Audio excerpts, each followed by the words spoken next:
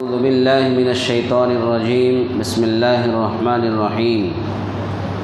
ذلك مما أوحى إليك ربك من الحكمة ولا تجعل مع الله إلها آخر فتلقى في جهنم ملوما مدحورا أفأصفاكم ربكم بالبنين واتخذ من الملائكة إناثا إنكم لتقولون قولا عظيما ولقد صرفنا في هذا القرآن ليذكروا وما يزيدهم إلا نفورا قل لو كان معه آلهة كما يقولون إذا لابتغوا إلى ذي العرش سبيلا سبحانه وتعالى عما يقولون علوا كبيرا۔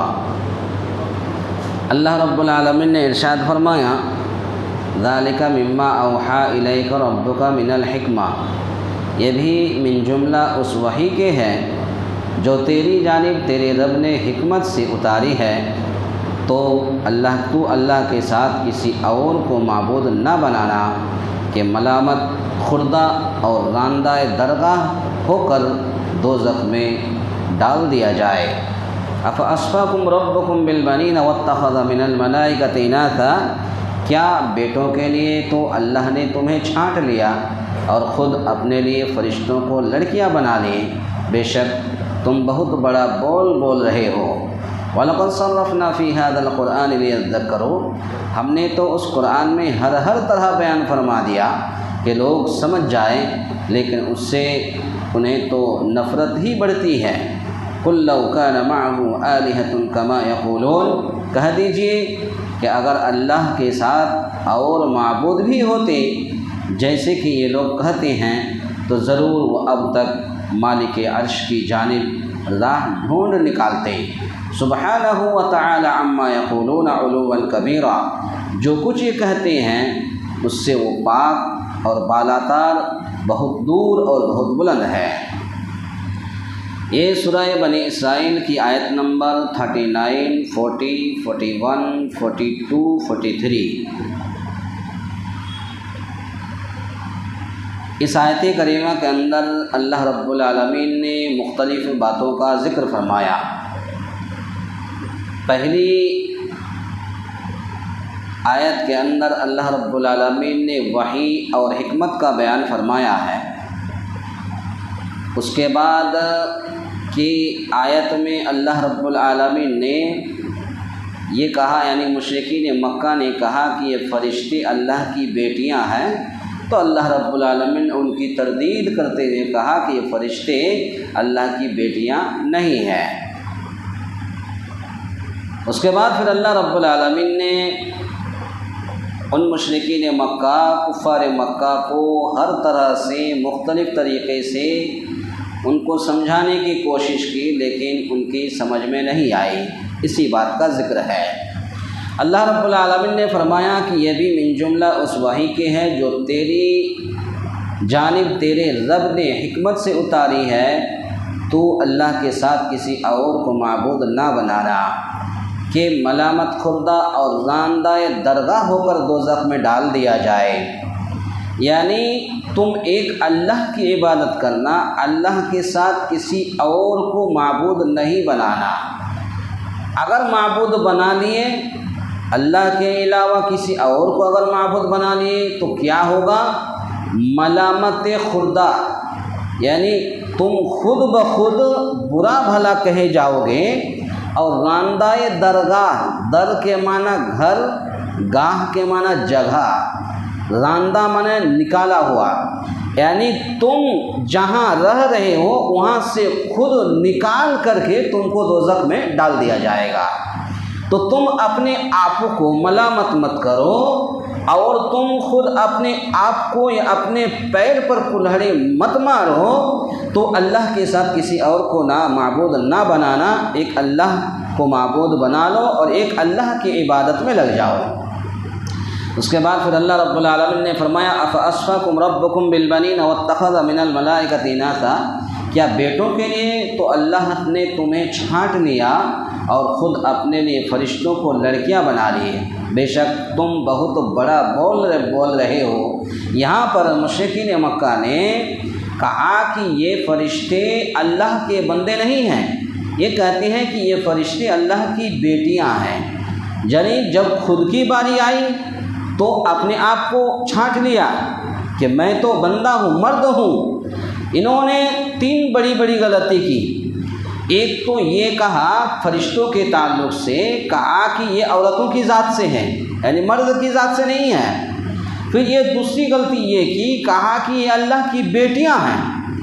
پھر تیسری غلطی یہ کی کہ ان فرشتوں کی پوجا کرنے لگے۔ تو اسی کی تردید کرتے ہوئے اللہ رب العالمین نے فرمایا کہ فرشتے اللہ کی بیٹیاں نہیں ہیں بلکہ اللہ کے بندے ہیں، اللہ کے بندے ہیں۔ اپنے لیے فرشتوں کو لڑکیاں بنا لے، بے شک تم بہت بڑا بول رہے ہو، تو نہایت ہی تم نادان ہو جو اس طریقے کی بات کر رہے ہو۔ اس کے بعد پھر اللہ رب العالمین نے فرمایا کہ وَلَقَدْ صَرَّفْنَا فِي هَذَا الْقُرْآنِ، ہم نے تو اس قرآن میں ہر طرح بیان فرما دیا کہ لوگ سمجھ جائیں، لیکن اس سے انہیں تو نفرت ہی بڑھتی ہے۔ ہر طرح کا مطلب یہ ہے کہ ان کو مشرکین مکہ کو، کفار مکہ کو وعظ و نصیحت کے ذریعے سے سمجھایا گیا، پھر بھی سمجھ میں نہیں۔ دلائل اور دلیل اور بینات، واضح دلیل، ترغیب، لالچ اور ترہیب سے بھی سمجھایا گیا، پھر بھی سمجھ میں نہیں آئی۔ ان کو قرآنی مثال، حدیث کی مثال اور قرآنی واقعات اور حدیث کے واقعات سے سمجھایا گیا، پھر بھی سمجھ میں نہیں آئی۔ تو گویا کہ اللہ رب العالمین نے ان کو ہر طرح سے پھر کر سمجھایا، لیکن ہر طریقے سے بار بار سمجھایا گیا ہے تاکہ وہ سمجھ جائے، لیکن وہ کفر و شرک کی تاریکیوں میں اس طرح پھنسے ہوئے ہیں کہ وہ حق کے قریب ہونے کے بجائے اس سے اور زیادہ دور ہو گئے ہیں، اس لیے کہ وہ سمجھتے ہیں کہ یہ قرآن جادو ہے، کہانت ہے، قصہ ہے اور یہ شاعری ہے۔ وہ لوگ کہتے ہیں کہ یہ قرآن جادو ہے، کہانی ہے، قصہ کہانی ہے، یہ کوئی حق بات نہیں ہے اس میں۔ پھر وہ اس قرآن سے کس طرح راہ یاب ہوں، کیونکہ قرآن کی مثال بارش کی طرح ہے۔ اللہ رب العالمین نے قرآن کی جو مثال دی ہے وہ بارش کی طرح۔ کیسے؟ کس اعتبار سے؟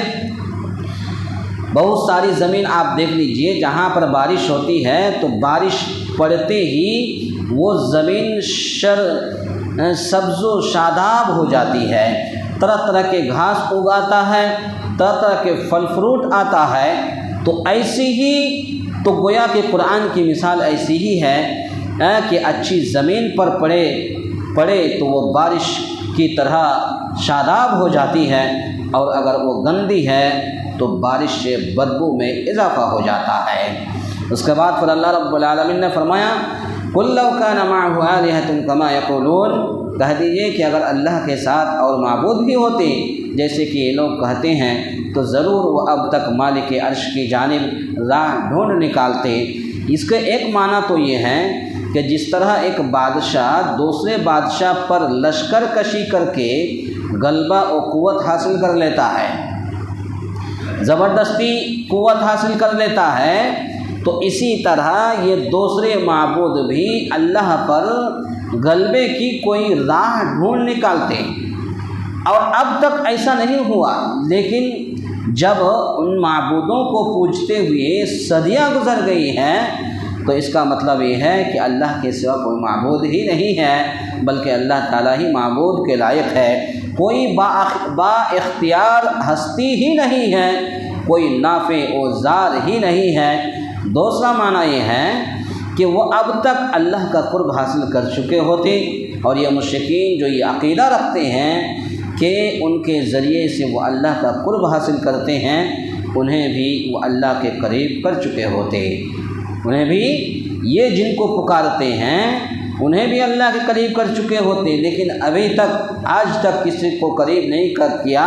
اس کا مطلب یہ ہے کہ معبود برحق یا اللہ تعالیٰ کے سوا کوئی معبود حقیقی معبود نہیں ہے۔ اس کے بعد پھر اللہ رب العالمین نے فرمایا سبحانہ وتعالی عما یقولون علوا کبیرا، جو کچھ یہ کہتے ہیں اس سے وہ پاک اور بالاتر اور بہت دور اور بہت بلند ہے۔ یعنی واقعہ یہ ہے کہ یہ لوگ اللہ کی بابت جو کہتے ہیں کہ اس کے شریک ہیں، اللہ تعالیٰ ان باتوں سے پاک ہے اور بہت بلند ہے۔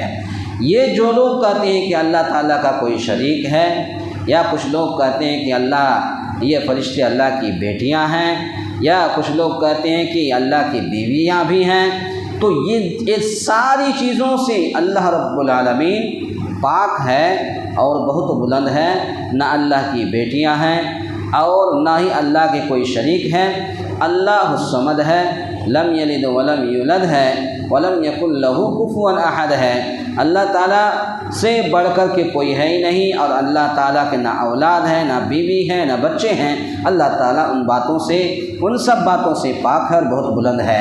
پتہ یہ چلا، اور آج کے درس کا خلاصہ کلام یہی ہے کہ جو لوگ اللہ کے فرشتوں کو اللہ کی بیٹیاں قرار دیتے ہیں، خود اس کی تردید کرتے ہوئے اللہ رب العالمین نے فرمایا کہ یہ فرشتے اللہ کی بیٹیاں نہیں ہیں۔ اللہ تعالیٰ سے دعا ہے، یا الہ العالمین ہم تمام مسلمانوں کو کہنے سننے سے زیادہ نیک عمل کرنے کی توفیق عطا فرمائے۔